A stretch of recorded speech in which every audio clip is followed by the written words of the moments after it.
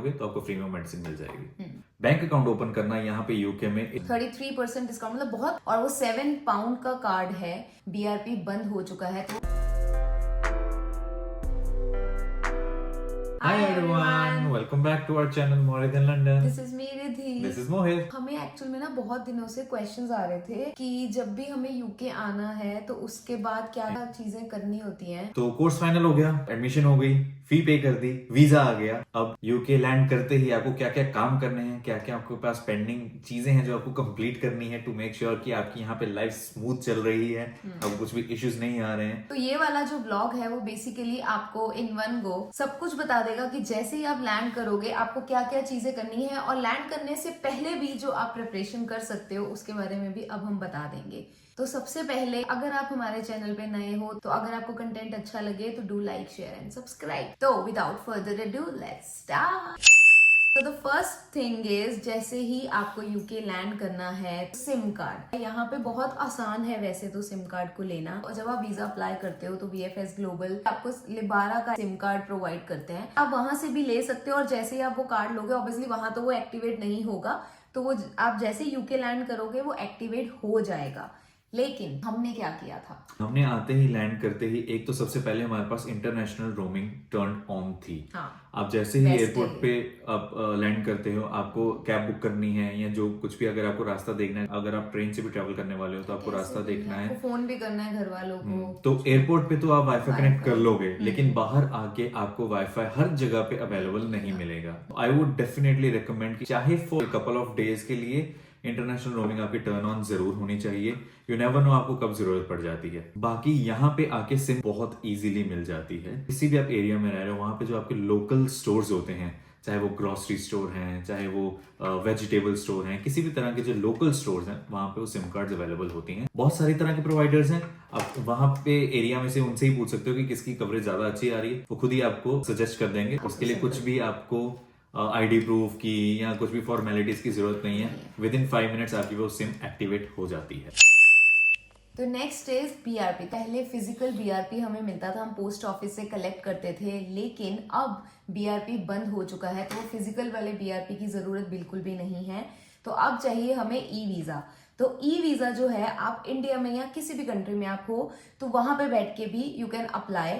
तो वो आपका पहले से ही अगर ई वीजा आपके पासपोर्ट के साथ लिंक हो जाएगा तो आपको यहाँ पे आके ऐसी वैसी कोई भी चीज नहीं करने की जरूरत है। तो ये इजी प्रोसेस हो चुका है। अब आपको उस ई वीजा को अपने पासपोर्ट के साथ लिंक कैसे करना है, क्योंकि दैट्स द इंपॉर्टेंट थिंग। तो आपको एक यूके गवर्नमेंट की वेबसाइट पर अपना एक अकाउंट बनाना है, उस अकाउंट को अपने लिंक करना है अपने पासपोर्ट के हमने साथ। वो लिंक यहाँ पे दे दिया है, और वो पासपोर्ट आपका वो लिंक होगा, वो जो आपका ई वीजा रेफरेंस नंबर था वो उसके साथ लिंक हो जाएगा। तो वो आपके पासपोर्ट पे जो भी वीजा की वैलिडिटी होगी वो रिफ्लेक्ट करने लग जाएगी। ये जरूरी नहीं है कि ये काम आपको यूके आके ही करना है, आप इंडिया में बैठ के भी कर सकते हो, क्योंकि आपका ई वीजा आ चुका है, आपके पास वो रेफरेंस नंबर है, आपके पास वो पासपोर्ट भी है, तो आप इंडिया में बैठ कर भी आप उसको लिंक कर सकते हो।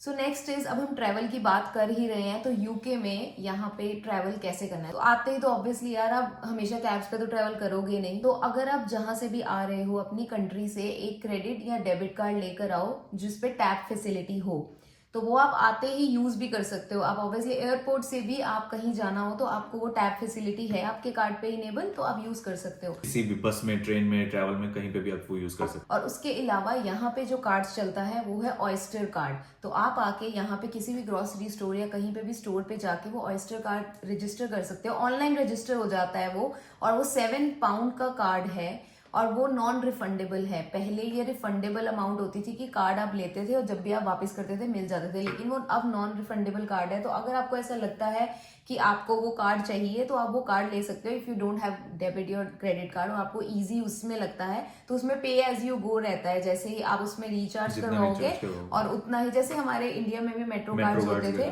तो रिचार्ज करवाओगे और उतना यू कैन यूज इट। तो ये तो हो गया यहाँ का ट्रैवल का कार्ड। थोड़ा सा ऑब्वियसली नेशनल रेलवे भी आपको कभी कभी जाना पड़ सकता है। तो जब आप नेशनल रेल में ट्रेवल कर रहे हो तो सबसे मेन बात है आपको अपना डेबिट कार्ड डायरेक्ट यूज नहीं करना। नेशनल रेल के लिए हमें टिकट्स लेनी पड़ती है। यहाँ पे ट्रेन लाइन करके एक ऐप है जहां से वो टिकट मिलती है।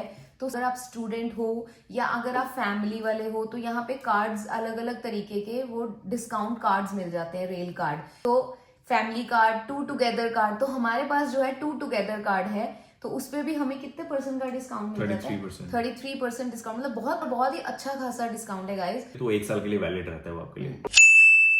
तो NI नंबर बेसिकली वो होता है जब आपकी सैलरी आ रही है तो उसमें से एक पार्ट हम नेशनल इंश्योरेंस में भी जाता है, गवर्नमेंट तो वो गवर्नमेंट को जो जाता है वो आपके उस NI नंबर के बिहाफ पे जाता है। जो भी आप पे कर रहे हो वो आपका उस NI नंबर के साथ लिंक्ड होता है, तो that is really important. If you are earning in UK you need to have NI number, तो वो आके आपको अप्लाई करना है। तो उसकी भी वेबसाइट हमने डिस्क्रिप्शन में दे दी है कि वो कहाँ से अप्लाई कर सकते हैं, और उसमें पूरे स्टेप्स है कि आप कैसे अप्लाई कर सकते हो, तो आप वहां से वो फॉलो कर सकते हो स्टेप्स। और इसके अलावा जो NI नंबर है उसको हम जल्दी क्यों बोल रहे हैं आपको करने के लिए रजिस्टर, क्योंकि वो 2 से 3 हफ्ते लग जाते हैं उसका टैट है उसका आने का।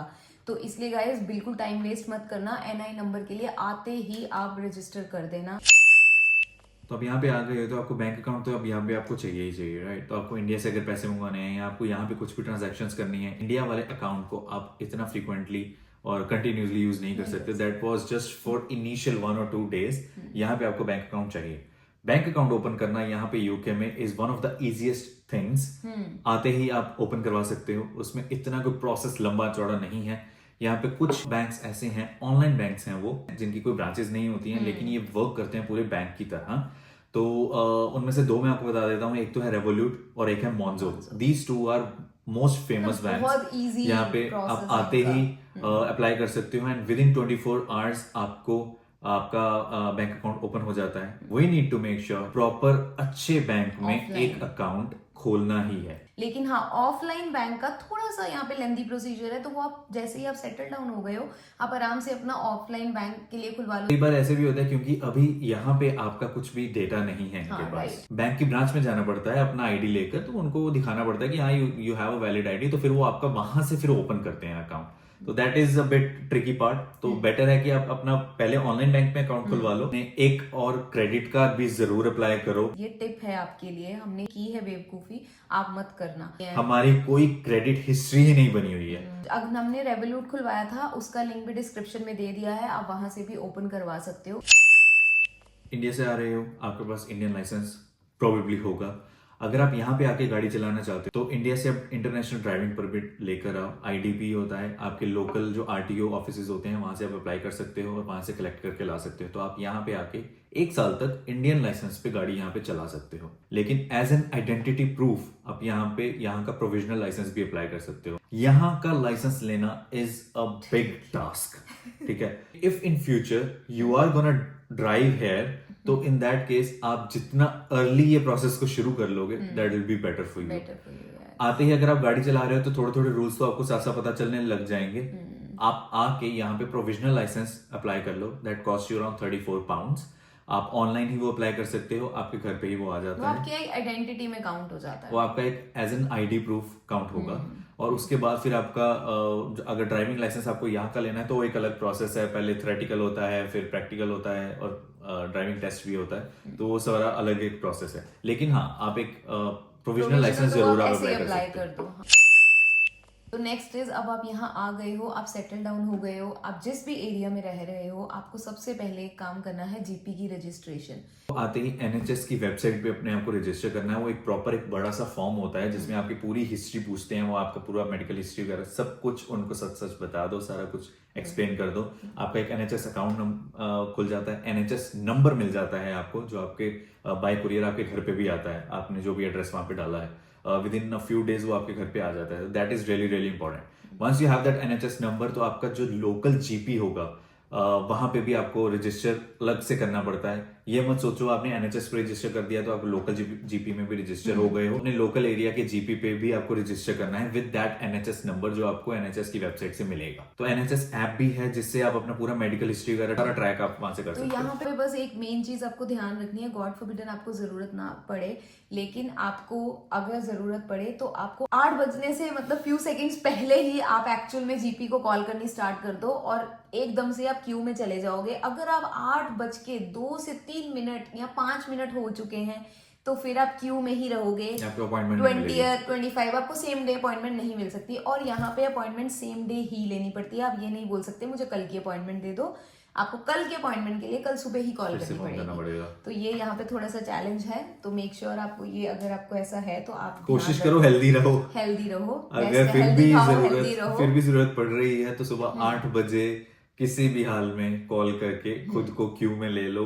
हाँ, तो ही और उस आपको दिन की अपॉइंटमेंट अपॉइंटमेंट मिल जाएगी। हाँ, एंटीबायोटिक्स वगैरह थोड़ी बहुत लेकर आओ, क्योंकि जब हम इंडिया से या किसी भी ऐसी एशियन कंट्री से आते हैं तो हमें आदत होती है एंटीबायोटिक्स की, क्योंकि वहाँ पे बहुत इजीली अवेलेबल है ये सब कुछ। तो थोड़ा हमें यहाँ के चीजों में मिक्सअप होने के लिए थोड़ा सा टाइम लगता है, तो इट्स बेटर कि आप थोड़ा सा फॉर इमरजेंसी थिंग आप थोड़ी बहुत मेडिसिन अपनी साथ लेकर ही आओ। और एक लास्ट टिप, कोई ऐसी आपको प्रॉब्लम हो जिसमें कंटिन्यूअस मेडिसिन चलनी है, तो यहाँ पे एक्सेप्शन सर्टिफिकेट बन जाता है, वो आप मेक श्योर करो। फॉर एग्जाम्पल लाइक थायराइड, आपको जीपी में जाके बताना पड़ेगा कि मुझे ये प्रॉब्लम है, तो जीपी आपको वो एक फॉर्म देगा, आपको वो फॉर्म फिल करना है और उसको अप्लाई करना है एक्सेप्शन सर्टिफिकेट के लिए, और फिर आपको आपकी जितनी भी वो मेडिसिन जो हर महीने चलती जा रही है वो आपको फ्री ऑफ कॉस्ट मिलेंगी। अदरवाइज आपको प्रिस्क्रिप्शन के अराउंड 10 पाउंड चार्जेस हैं, वो आपको देने पड़ेंगे। तो बेस्ट है कि अगर आपको कोई ऐसी प्रॉब्लम है तो आप पहले से ही वो भी अप्लाई कर दो। अगर आपको पता है कि आप वो मेडिसिन इंडिया से ही ले रहे हो, कंटिन्यूड मेडिसिन है, तो वहां पे आप रिसेंटली ब्लड टेस्ट करवा के उसकी रिपोर्ट्स भी लेकर आ सकते हो। वो अपनी रिपोर्ट्स आप यहाँ पे जीपी में सबमिट कर दोगे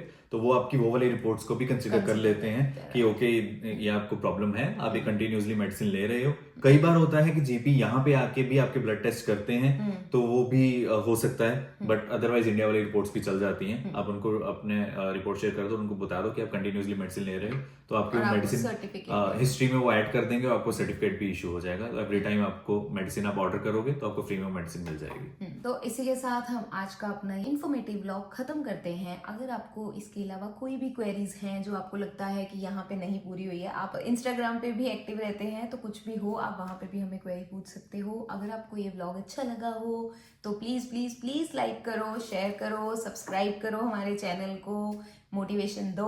और भी बहुत सारी वीडियोस आने वाली हैं, इन्फॉर्मेटिव वीडियोस आने वाली हैं, बाकी घूमना तुम्हारा चलता ही रहता है। और यहाँ फेस्टिव सीजन स्टार्ट हो गया है तो वो भी आता रहेगा, वो भी आप देखते रहो। So thank you so much for watching, bye.